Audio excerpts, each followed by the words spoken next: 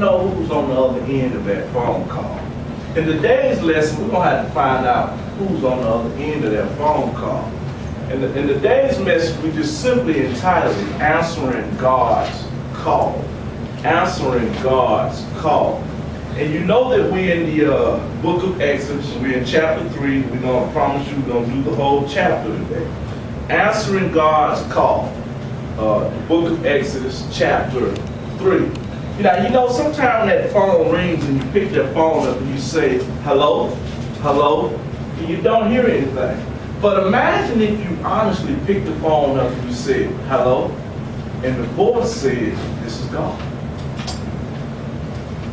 Most of us would simply just hang up the phone because we would think somebody was playing. But imagine if you unhook the cable from the phone and it rung again.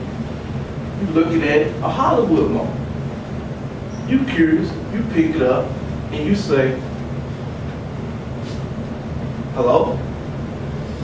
And the voice says, this is God. And then you say, God, you want me?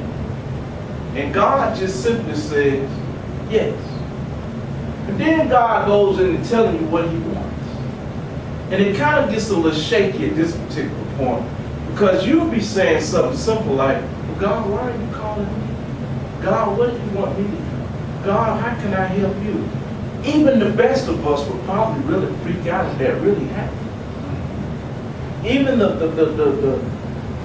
Hollywood preachers would probably really get hurtful and fearful and scared if that really happened. But let the truth be told, that really happens every day. And then when God calls you, and God may say something simple like, well, I need you to become a deacon.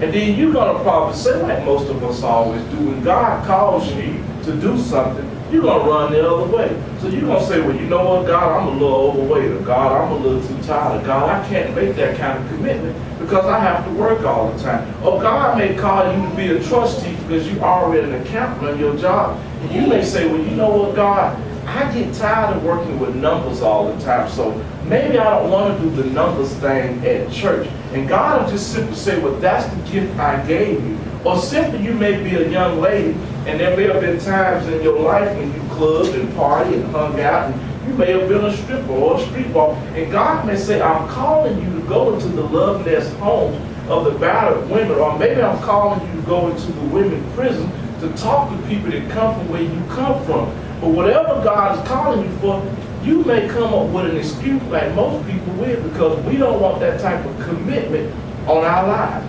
We don't simply want to step forward for what God has called us. And then, of course, there's the big one. God may say, I'm calling you to preach.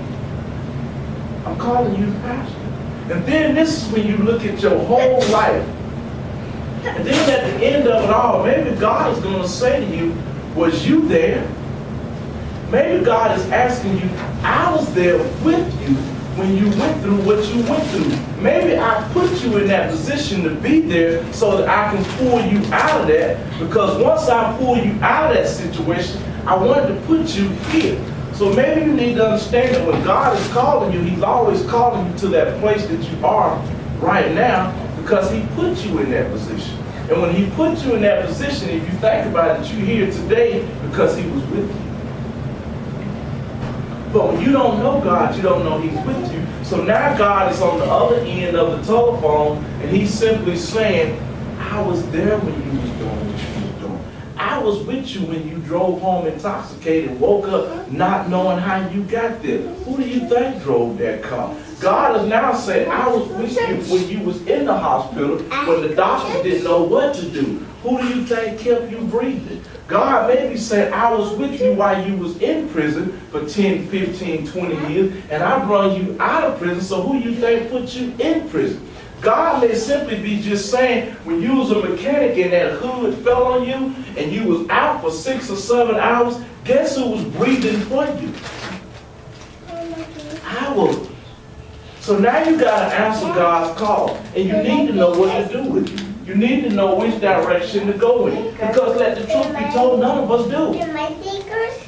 We don't know where we're going. We don't know how to do what God's asking us to do. We just assume that we do.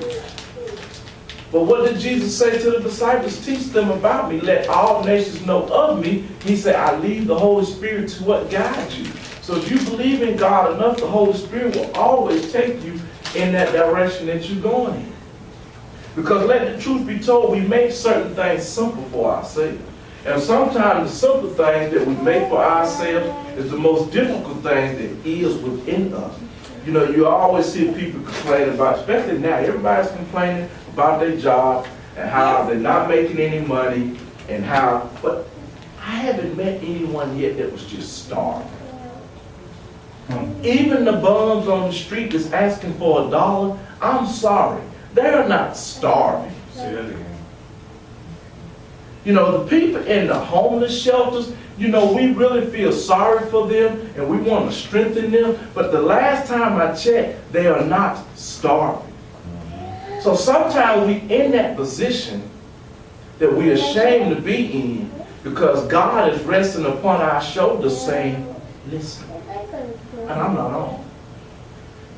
So we need to understand that sometimes he just got us in a place of difficulty. Guess what? He put you there. He's not away from you. He hasn't ran from you. He's with you the whole time. You don't even have a clue.